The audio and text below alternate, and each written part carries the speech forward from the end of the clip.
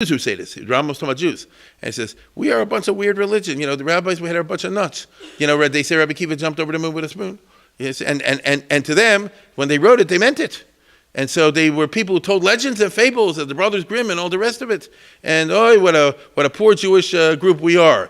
Me, I'm different. I'm an MD. That's what Rambam says. He says, mostly you find this among doctors and astrologers and people like that, where they consider themselves very smart.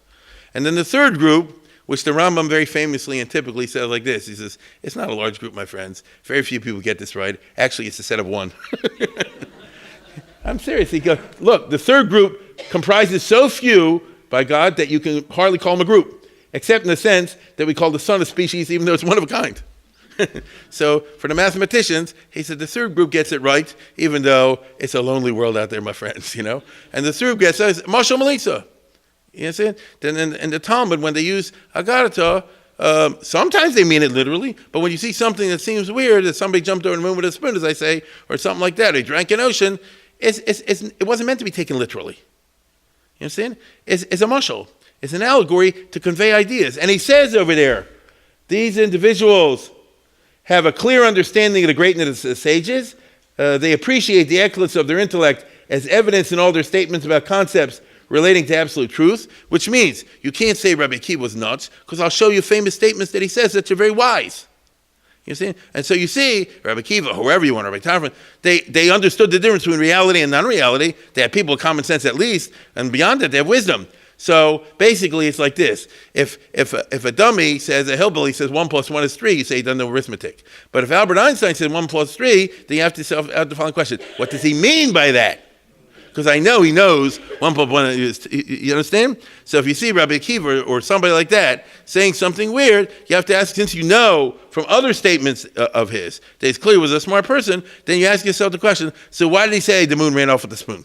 You say, what's the meaning of that? And then you'll say like this, the moon, I'll make it as the moon is reflected light. You understand? And many of us are not suns. We reflected light. Yes, and very few of us have our own greatness. But we're glad to get something off. That's how we live. We don't come with any ideas of our own. We just read stuff in books and parrot them out. Therefore, we're all the moon. Something like that. Now, the point is that, so this is a classic argument that Rambam and people like that made in the Middle Ages. These arguments allowed the Rambam, by the way, to contrast the philosophically sound, non-corporeal elements of Judaism with the corporeal elements of Christianity. You get it? In other words, we wise Jews will say that the Torah itself understands God as a totally invisible creature, and beyond, I mean literally, beyond comprehension, all the rest of it. And all these stories about God are just mushals. You Christians, you believe that Jesus and Mary really got together and that there was immaculate conception and, 3 days later this happened and that happened and oh my goodness, you really buy into a bunch of baloney, you see? So therefore, he flips it. You get it? Now the Rambam could do this because he didn't live among the Christians. You get it? So it's always like that. But nevertheless, it's a good argument. So he becomes, like they say, the poster boy for this kinds of business. But I want to make the following point. The Rambam was preoccupied with anthropomorphic messages, not historical ones. He was not interested in historical details at all. If you know the Rambam is, he's a math and science guy, cold. That is what turns him on. A math problem, a science problem, a metaphysics problem, which to him was part of philosophy and logic. Logic, that's a major turn on. You tell him like this, I heard a good song. A poem, a painting. That ain't the Rambam at all. I got no time for this, you understand? History, he writes there. Stories about old dead Arabs, who cares about that? That's what he says, the stupid Arab kings and all the rest of it. Why? Aren't you interested in the evolution of the caliphate from the Umayyad to Abbasid?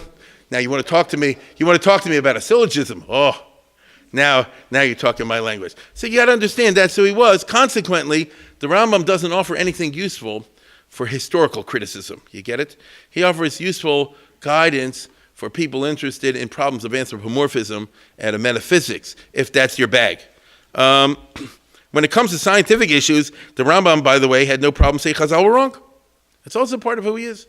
In the Moreh Nevuchim, Guide for Perplexed, there's a famous passage where there's a Gemara passage in in Pesachim, which can be interpreted in different ways, but the Rambam interprets it to say that there was the Chachmei Umas Olam versus the Chachmei Yisrael, the Jewish rabbis versus the Greek scientists. There's some argument about astronomy, and in a certain place, it says, Rabbi Yehuda Nasi says, Nitzru Chachmei Umas Olam is Chachmei Yisrael, which to the Rambam means like this. Rabbi Yehuda Nasi was honest. He said, we were wrong, they were right, get over it. Do you understand?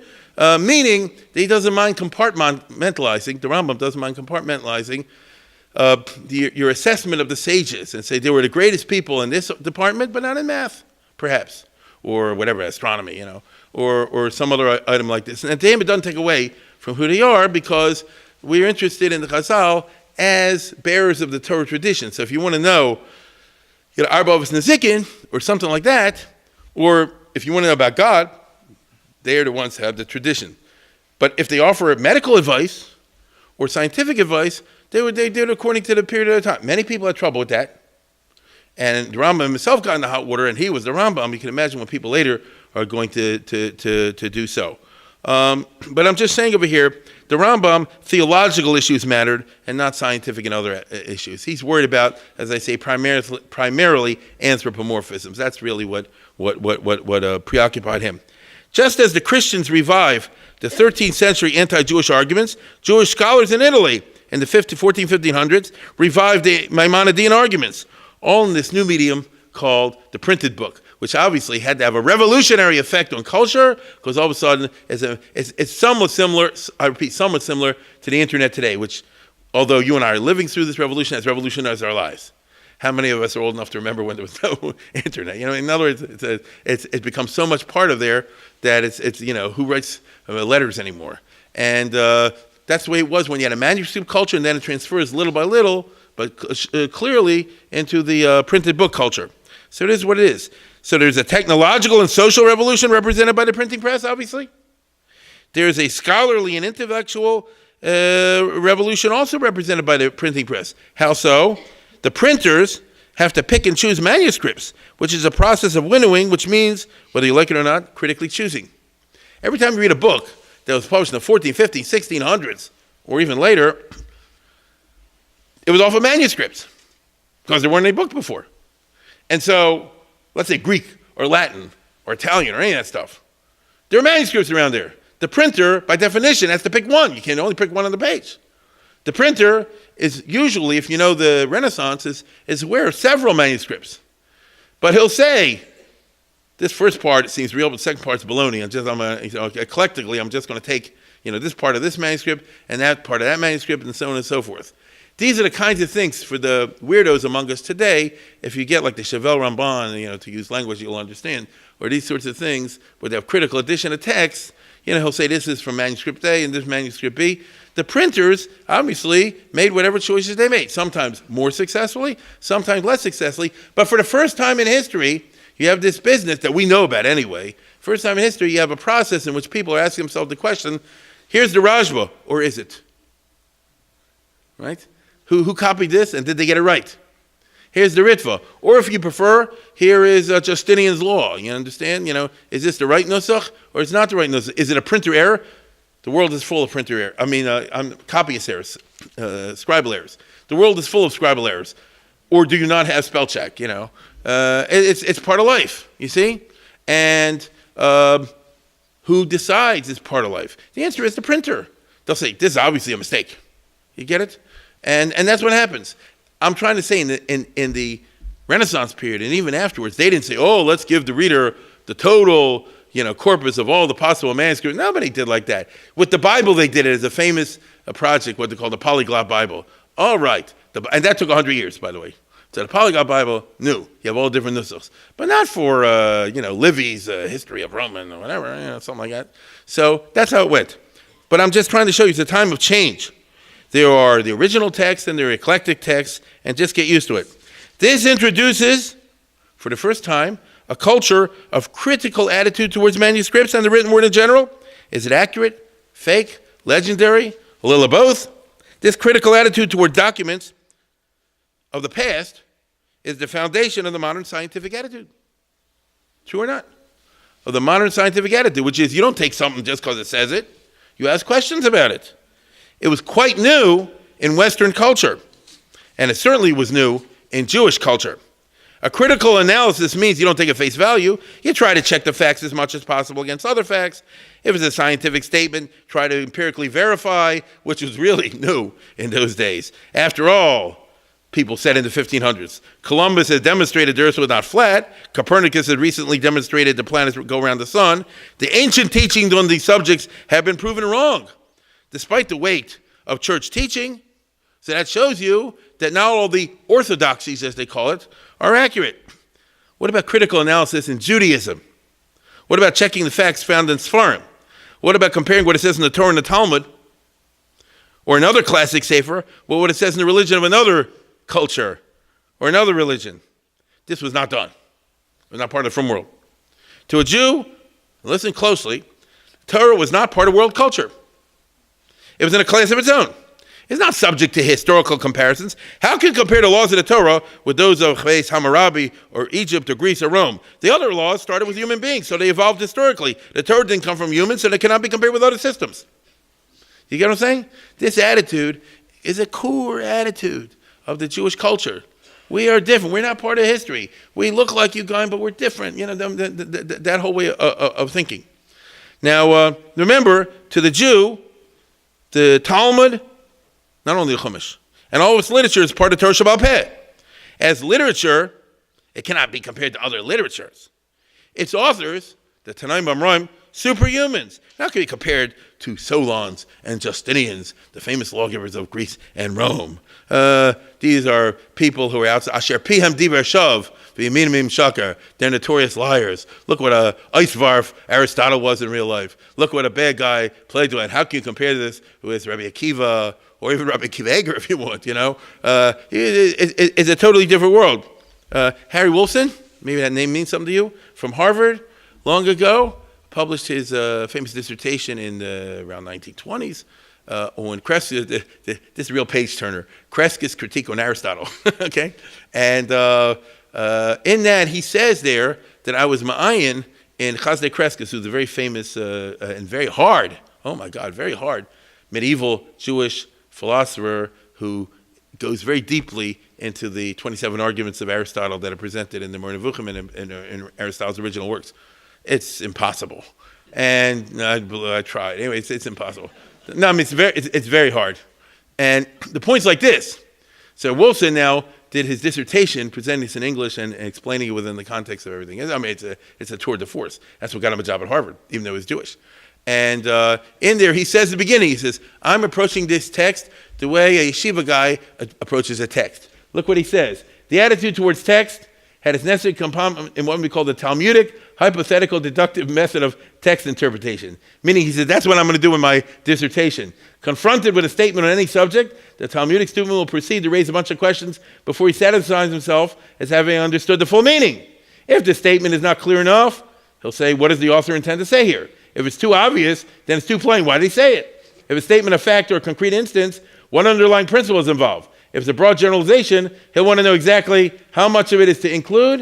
And if it's an exceptional general rule, he'll want to know exactly how much is there to exclude. He'll furthermore want to know all the circumstances on which a certain statement is true and what qualifications are permissible. Statements apparently contradictory to each other will be reconciled, thank you, by the discovery of a subtle distinction. And statements apparently irrelevant to each other will be subtly analyzed to their ultimate elements and shown to contain common underlying principle. The harmonization of apparent contradictions, interlinking of apparent irrelevancies, are two characteristic features of the Talmudic method of text study, and similarly every phenomenon about the text becomes a matter of investigation. Can you believe that you're up at 10:30 at night listening to this? Now, okay? Now, my point is like this. That's not how you read a book usually, correct?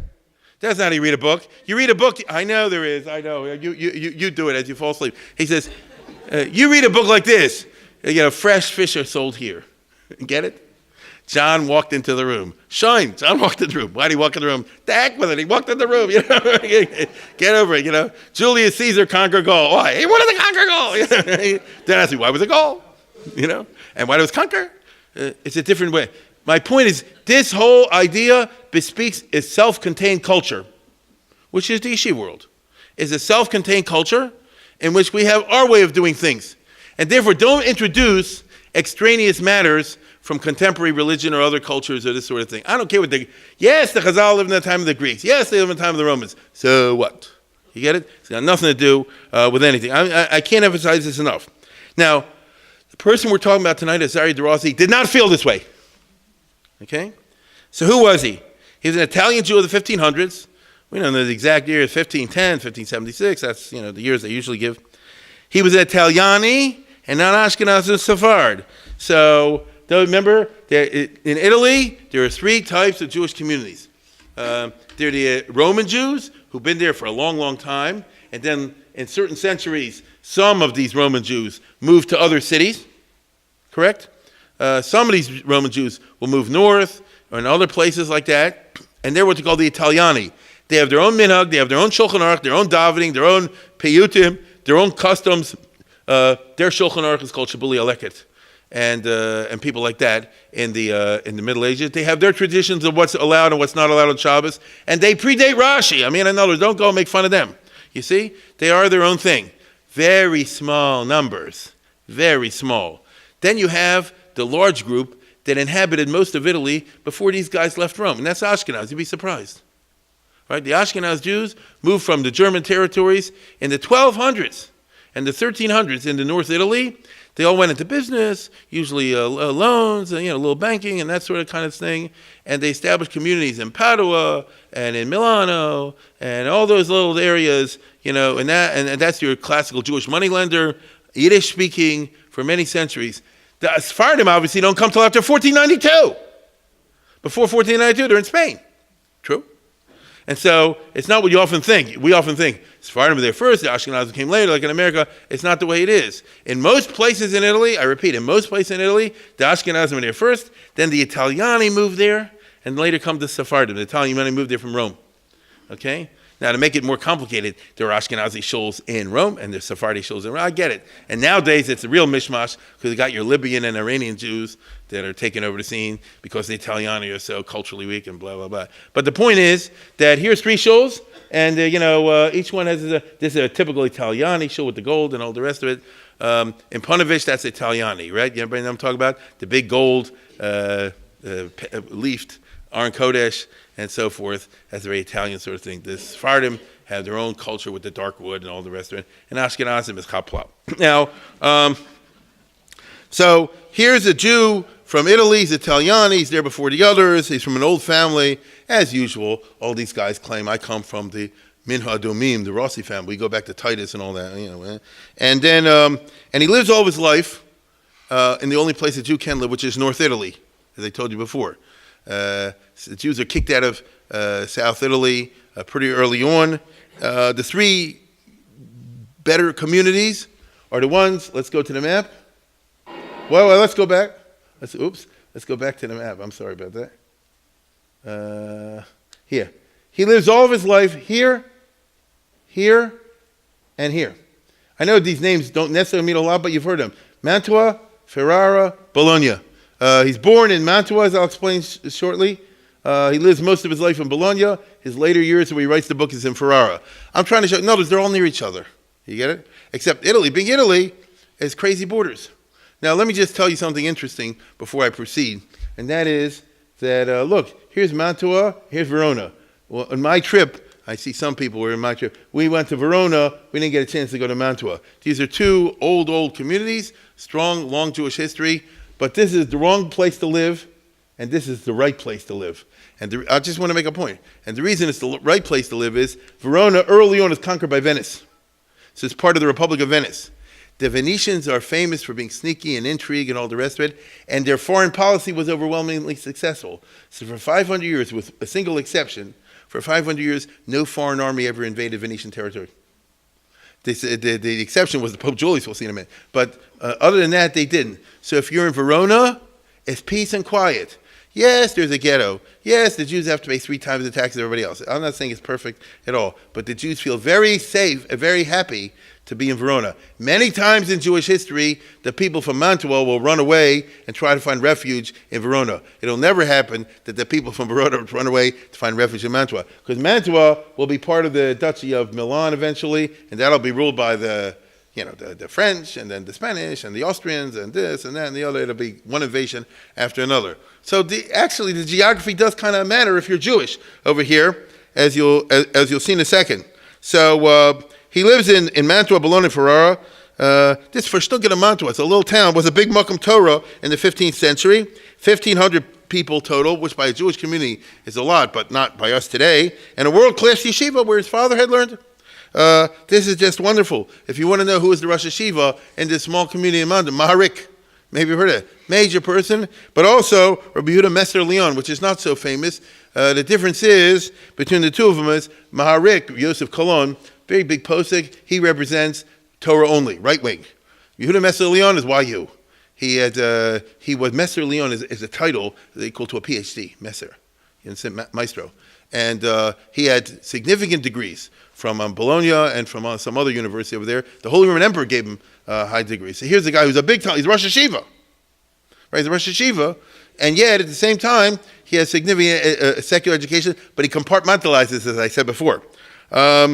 If you want to know who the most famous student coming out of this yeshiva, this time, very typical of this kind of culture, Bartanura. I'm not talking about the wine. He said, right? The famous, what does he do? He takes the Mishnayos and turns it into an open book. Right? Very Italian. Correct? And he does it by combining the Rambam and the Rash, if you know how it works, and Rashi. So in other words, it's a very systematic sort of way of opening up the thing, very Italian. There is, of course, in Mantua and everywhere else, a Sephardi invasion after 1492. So this is an environment where this Azariah de Rossi grows up, which is intellectually exciting. Okay? Mantua does not have the mazel of Venetia, as I told you before, they get invaded. And at some point, our hero, Azariah de Rossi, moves to nearby Bologna, another important Jewish community, but it's in the Papal States. Now, we don't know why, but there were a lot of invasions back and forth. I'm about to show you something of significance for the Jews, because Bologna had been seized by other rulers, and the Jews had it good then. And then it was captured by the Pope, who led the army, Julius II. He was the warrior Pope, as you'll see in a moment. And when that happened, then it got very tricky for the Jews. So when you're going to see this Hollywood production over here of 2-3 minutes, in which from the agony and ecstasy, you see the papal forces capturing Bologna in the early 1500s. It's pretty accurate, by the way, except they don't show the massacres. There are Jews in the city, and you're not going to see them in a Hollywood movie. If you're Jewish, what are you doing when all these armies are coming in and running back and forth? And for Azariah de Rossi, this is going to be the question. This is the regime under which he'll live. The Rosh Yeshiva and the chief rabbi in Bologna during these years, this Forno. Okay? Take a look. These are anti-pope armies.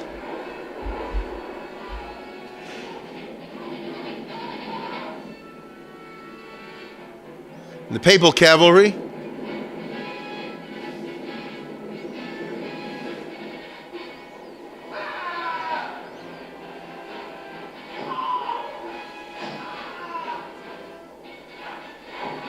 So much for peace and love.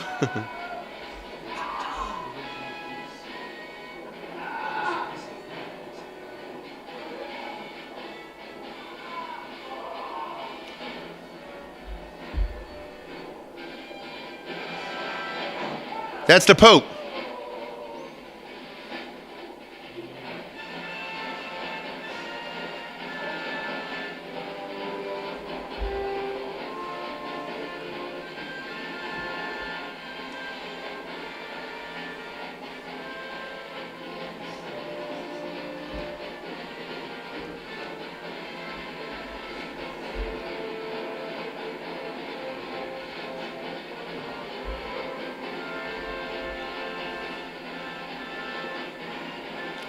Where are the Jews?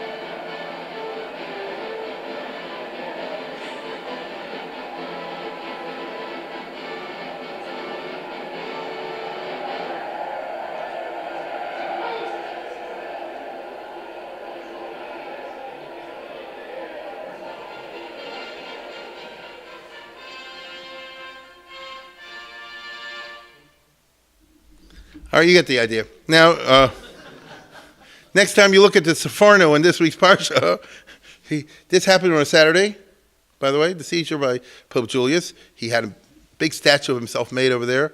When the town knocked the statue down, he killed like half the town. But not the Jews, because he had a good Jewish dentist. This is true. He had a good Jewish dentist and a good Jewish doctor. He figured leave the Jews alone. And the Jews in Bologna write about all this. And therefore, it can make sense that a guy like Azaria de Rossi, as long as the Pope is like Julius or Leo X or Clement, these guys in the first half of the 1500s, no, it's not so bad. Later in life, you get those other popes that I talked to you about, and then the consequences of this conquest will be not so much fun. As I said, this was a period of the Sforno and others.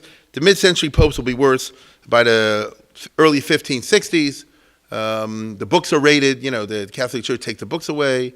They're destroyed. Jews are starting to be expelled. By 1569, the Jews are kicked out of Bologna. You can't live there. Azaria de Rossi therefore moves to Ferrara, which is nearby. And we don't know how he made a living, how he supported his wife and daughters. But he did. Probably was a lender, but we don't know. And here's a guy we know is reading day and night. And the reason we know this is because, and I don't have it in front of me, but one of the most famous physicians of the 1500s, Amatus Lusitanus, which means Amato of Portugal. That is to say, he's Zamorano. You get it? So, and he's a guy who's always one step ahead of the Inquisition. He's a very celebrated physician, and half the time he has to pretend to be Christian and all the rest of it. Typical situation, a Portuguese Jew, he runs away to Italy, and then when eventually, in the course of his career, when things get too hot in Italy, he moves to Turkey. And when Turkey, he's able to come out totally out of the closet, totally. You understand?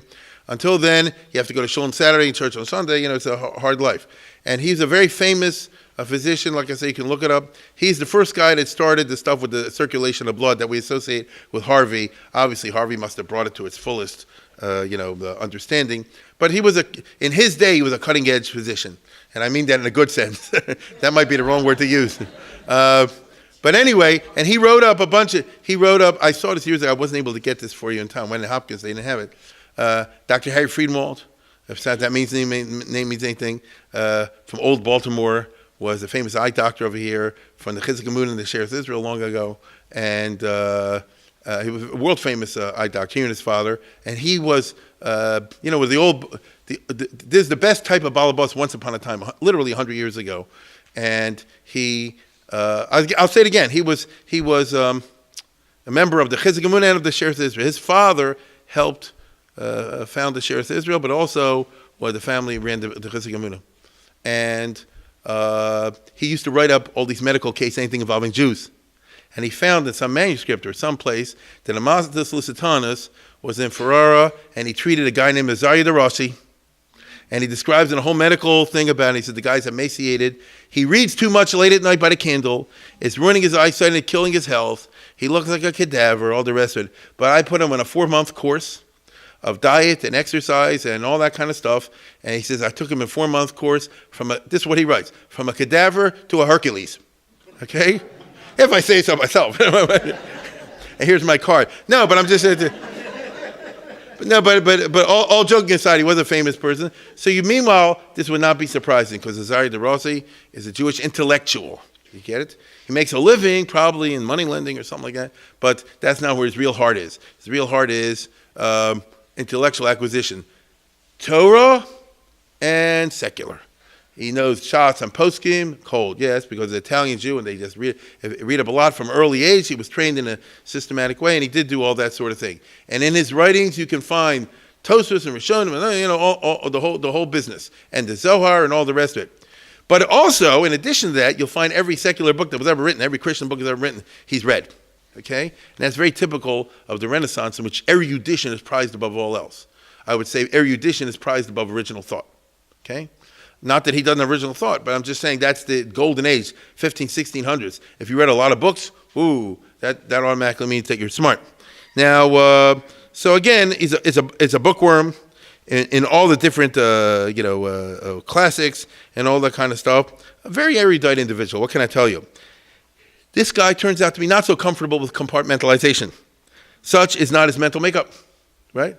He's not so easy, the type of person like this. This is what I learn in my Jewish stuff, and this is what I learn in quote-unquote my Goyish stuff. But on the contrary, what it says over here, let's match it up with what it says over here. More like Torah Mata, I guess you would say.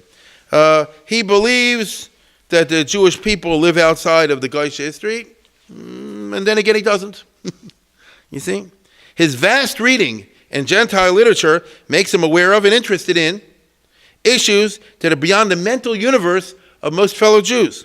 For example, what with the writings from the Second Temple era? I mean, what's exactly the shot over there? I mean, the Gemara never mentions any of these, like Josephus we talked about last time, right? Here, writings by fellow Jews who seem to have been religious conforming Jews, but there's barely a mention of them in the Gemara in Chazal. Why is that? What's the pshat? Did Chazal know about them and deliberately ignore them? In which case the books are objectionable for some reason, though by ignoring them we don't know what the reason is. Or were Chazal just yeshivish like nowadays, and so culturally insular that they simply were unaware of these books or uninterested in what they had to say out of an obscurantist and an unsophisticated cultural mindset, in which case they're much less impressive than Chazal. What's the story? What's going on? Nobody talks like this in the Jewish world, the former world. Nobody writes like this in the former world. What's with all the stuff that's out there? The guy, no, we don't know that. The Apocrypha, the Pseudepigrapha. What's with Philo of Alexandria, who writes all these books at that time? The Dead Sea Scrolls, which he knows about, meaning from Josephus' description. And Josephus himself and Josephon. In his time, they thought Josephon was, Josephus wrote a Hebrew edition for his Hebrew readers, you understand? Well, all right, it's the 16th century. The point is that he has a historical consciousness, which regular Jews don't have either out of being just simple from Jews or out of deliberate compartmentalization. And so it's very interesting. The very question itself bespeaks this historical sensibility. But he moved beyond the stage of weirdo when he decided when he was 50 years old, in his 50s, to publish these matters in a book and in the Hebrew language. Oy, oy, oy. Okay? Now, what shook him into this? The answer is one of the greatest earthquakes in history.